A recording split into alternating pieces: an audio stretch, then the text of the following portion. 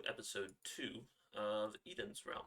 I'm super excited to be back on. I know it's been quite a bit of time since the last episode, but I have not been doing nothing. I have been doing stuff, but I just haven't had time or really the energy to record. I've still been playing quite a bit. What you can see that I've been doing visually here in this world is I have been using the netherrack here to just kind of expand the grass area that we have. So I put some grass up and around our storage system up here, and then I've slowly been placing the netherrack so that it breaks the mycelium, and then removing it so that the grass can grow. Basically doing something like this, where I'll come in, remove a stretch, and then place it one block over, like this, and that ensures that now the grass will end up spreading to this block, and eventually we will end up having a entire island filled with grass. But believe it or not, there's still a whole lot of area to get done. Over here, what I have done is I've set up myself a little area for turtles. There should be 4 turtles in here, I think. They kind of get stuck here in this corner. Stupid Minecraft AI. But I use them to breed up and get some turtle eggs, which I have put to some good use. We can go into the nether and check that out if I can fly. And I'll show you what I've done. You can probably guess what it is. It's a really simple gold farm, but I just kind of threw it together. It doesn't produce a whole lot, but it does its job.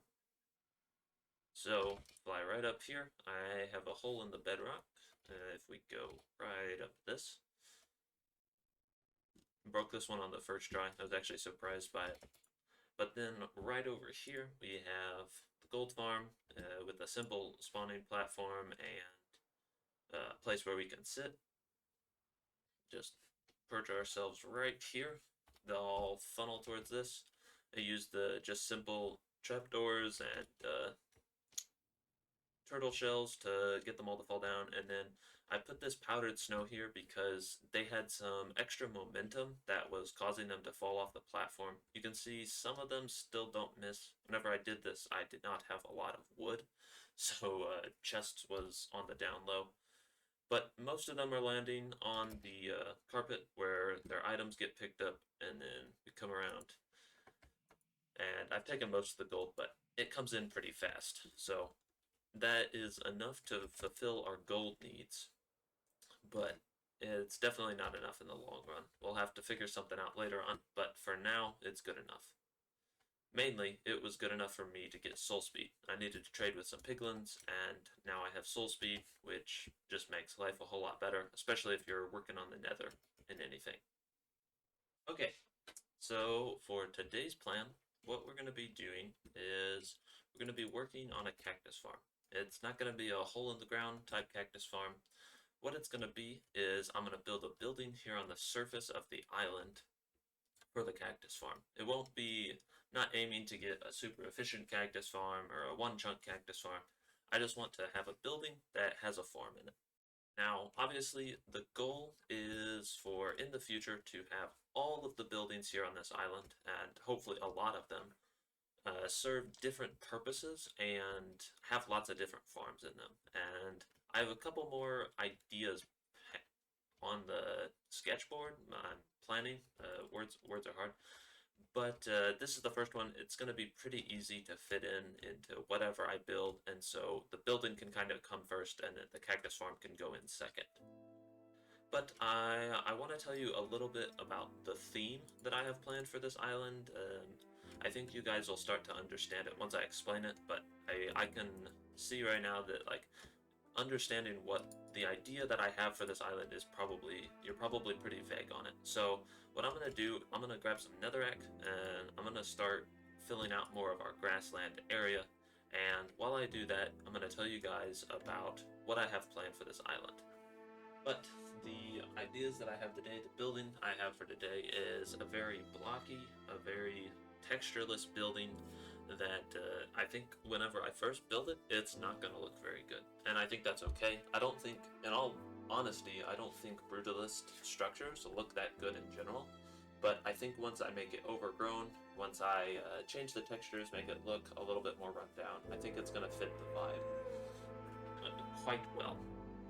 The goal will be to have roads connecting everything. I need to determine some patterns for the roads. I haven't gotten around to that in creative yet, but I think we're going to end up, once we basically overgrow it, I guess that's what I'll refer to it as. We're going to have grass and dirt covering the roads. We'll have some like quote-unquote city parks that are extremely wild. We'll have some like massive trees growing out of stuff. I've got some really good ideas, but sketching all of that out in creative is going to take some time. Hopefully that has given you a vision for what I'm doing. Hopefully that has it probably gave you more questions than it gave you answers, but I aim to answer some of your questions today by what we build. And I have built a thing. You can see it there in the background as the sun rises. It's obviously not done. It is nowhere close to done. But I am liking it. I'm really happy with what I've got going here. It looks pretty blocky, and I think I've mapped out most of the main structures that I want to have. We'll go back over what I mean by like naturifying it. I don't know what I'm gonna call it, but I am extremely low on orange terracotta. That is the main reason why I've had to stop. I've used up all of my stores, and I basically don't have any more. So what I think we're gonna do is there is actually a small flower forest out near where our raid farm is, and so what I think is I'm gonna go out there. I'm gonna build a little platform, see if we can find some orange flowers to bone meal, and then we're gonna make that into a quick and dirty farm. I don't have unlimited bone meal yet. That is one of the other farms I need to take care of, along with bamboo and trees for all the jungle wood that I'm using, and tons of other stuff. So I need to get working on all of that. I have lots of farms, lots of stuff to do. But yeah, let's head out there, and I want to talk to you a little bit about my issues with phantoms. Alright, 10-second rant, go. Phantoms are the absolute worst. I hate them. They spawn in. I had 3 packs spawning in while I was working on the build overnight, and they just get in the way. So I'm considering putting in a command block to toggle on and off phantom spawning for my character here in this world. I'm considering making it cost a netherite block. What are your thoughts on that? Give me your ideas. So I recorded that bit, and I thought, man, I'm gonna sound really harsh in there. I did not sound that harsh at all. I tend to be a person that takes things at a pretty even keel. I don't tend to over exaggerate. I don't tend to get too angry about things. But I thought that I was really angry there. I did not sound angry at all. Let me assure you, my anger was not conveyed very well. But here we are at the flower forest. I have done some flowering, as you can see. So if you didn't know, flowers in the flower forest, whenever you bone meal a spot, if a flower grows on this block here, it will always grow an orange tulip, which is useful because that can ensure that we get all of the orange dye we need. So I was originally going around and spreading out the area, trying to find exactly where I could put stuff, and then I realized that now what they have done, it used to be the case that the naturally spawned flowers are different from the bone mealed ones, but it is the case now that the bone mealed ones and the naturally spawned ones spawn in the same spot. So, what in the... Hey, stop it! Listen here, I really need a trident. Sorry, I am distracted. Come on, give me a trident, give me a trident. Come on! No. Gosh darn it. Okay, where was I? Ah, yes. So I don't have to do the big thing up there and bone mealing and finding everything. If I want magenta dye, which I think comes from this, right? Yes. If I want magenta, I just find some alliums in the world, and then I build the farm here. So all the work I did up there was for naught. But I did find a really big clump of orange dye, so we're going to build a farm. I may actually build 2 or maybe even 3. We'll see. But let's jump into a time lapse. I have all the materials that I need, so let's jump into a time lapse and get this done.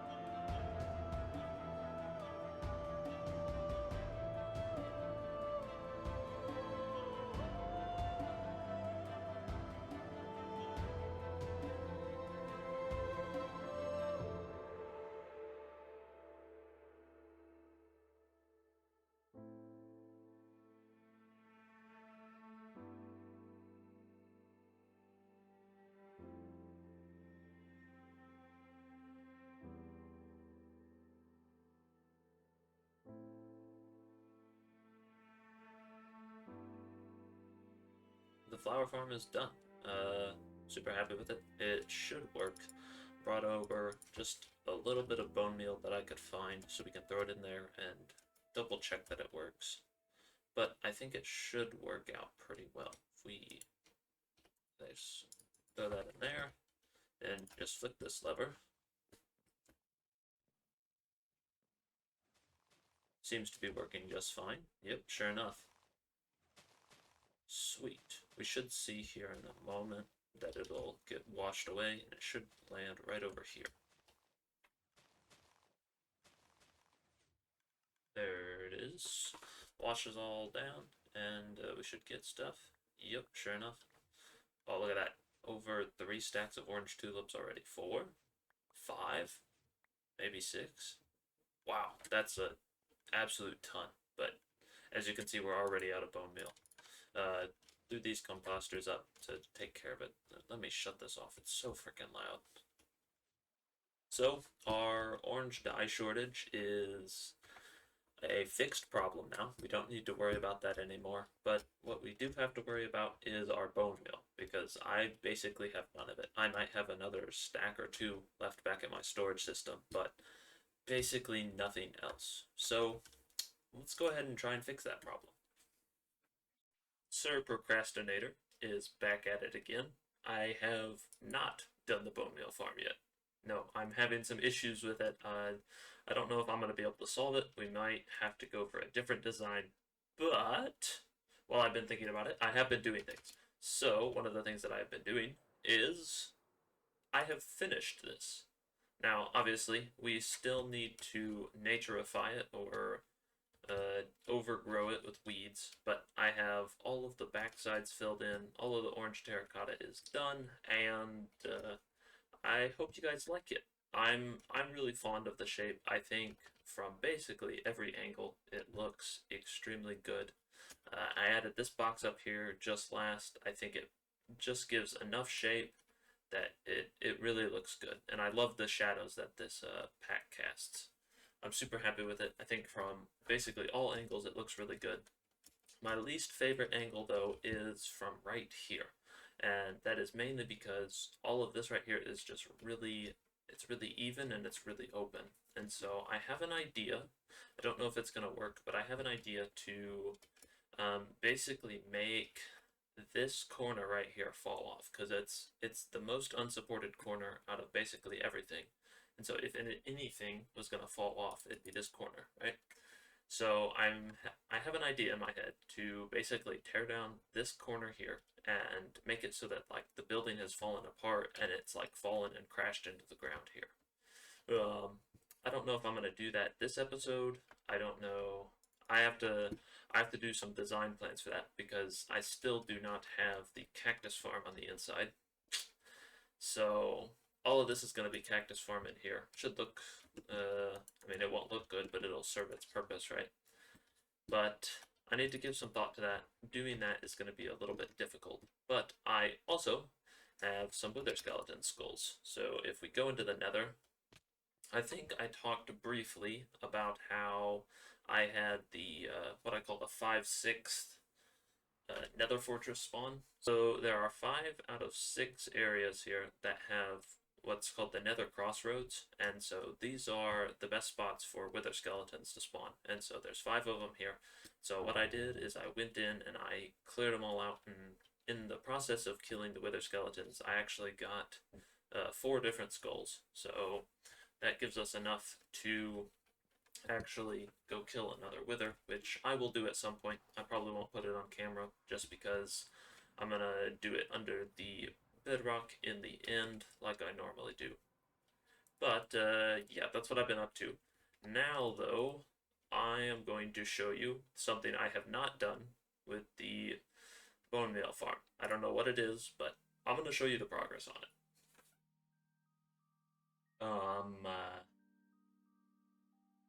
Yeah, I may or may not have died to a wither. Or not a wither skeleton, but I might have just lost all my stuff. I don't know. Let's go see. So I didn't actually die at this fortress. I had flown over to this one over here. I was flying back and forth trying to kill some different wither skeletons. Died like right here. Yep. Oh, nice. My boots are there. That's really all I wanted. Nice. I'm sure everything else is gone if I don't die here. It all fell into the lava, I think. But luckily enough, my boots were saved, which those have the soul speed on them, and that's the main importance. Everything else can pretty easily be replaced, and if I don't die again. So I guess I need to recoup and get some new gear. I need to make another chest plate, and I think actually that's kind of all I lost. But what I will do is I'll show you what I've been working on. I have figured out the moss farm. I have not been slacking on that now. I finally figured it out, and I'm really happy with what I've come up with. And this is the finished moss farm design. It's relatively simple, just like 2 sets of stone generators with 4 different moss generators. Figured out this is the best orientation because moss doesn't like to spread. If you have something at this level, or actually I think at this level, it won't translate to the area around, and so this just has 3 that block the spawning, so you'll never get moss here, here, or here, but you will get moss everywhere else, which is super useful. And I'm glad I came up with this design. I think this is a really similar design to the one I used in El Mango's world, or not, in the first Eden's realm that was built by El Mango, and I just copied his design. I mean, I made this all from scratch, but I'm sure that some of his ideas have translated over into this just because I remember using that one. But then just like a simple item sorter, this one can actually be turned on and off. So like if I click this, it'll be sorted, and if it's not on, it won't be sorted. Pretty simple. And then I can just turn the farm on, and basically you just get normal pushers with alternating water flowing back and forth, and we use a counter system here. All 8 of the times stone gets pushed, and then 1 time the water gets released, and then 2 times later, we'll call this 6 and we'll call this 8.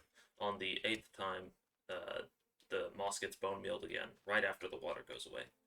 You can see it here. The water will flow now, I think. Yep. And then directly once the water goes away, you'll see it'll get bone mealed. So the original issue that I was having with designing this farm was that there was an inconsistency with whether or not I would actually get stone or if I would get cobblestone. And that stemmed from the fact that occasionally, whenever you had the stone generator in this situation, if this water here did not spread in time, you would end up in a situation where you got cobblestone instead, which actually breaks the farm because cobble can't be created into moss, and so I'd get a ton of cobble, and I'm not entirely sure why, but I'm pretty sure it's because if this lava came down, this water wasn't updating fast enough, and so it wouldn't be considered flowing water, and then you'd get cobblestone here. I couldn't really figure out how to fix it, but then somehow translating to this design where you have an empty space right here, for some reason this water updated faster, and so no matter what I did, I would always get stone there. And so you pull this back, and then it takes a little bit because you have to power this one and this one, and so the wiring was a little bit more difficult, but actually no matter what I did, I always got stone, and so that fixed my problem and is what made this feasible.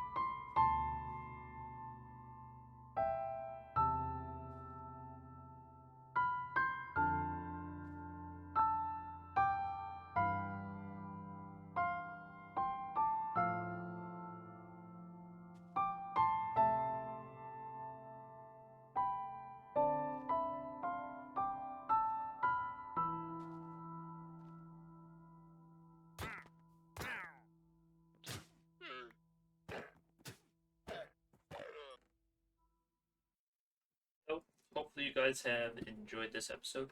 It's been a blast for me to make. As you can see, I have 2 beacons now. I actually got another wither skeleton skull, so I was able to get 2. Super happy about that, and yeah. I have done just a little bit of coloring on the blocks here. Hopefully some stuff to make it look shaded. Probably should go and sleep so you can get a better view of it. Yeah, in the morning sun there, looks pretty good. You got the shadows casted from the sun, and then also just the different colors. I use some red, yellow, and then there's a little bit of purple here and there, or maybe it's light magenta. I don't remember, but I'm super happy with how this looks. I'm gonna keep tweaking it over the coming weeks. Hopefully you guys like it as well. But that is gonna do it for today. We are out of time, and I am completely out of time for this episode.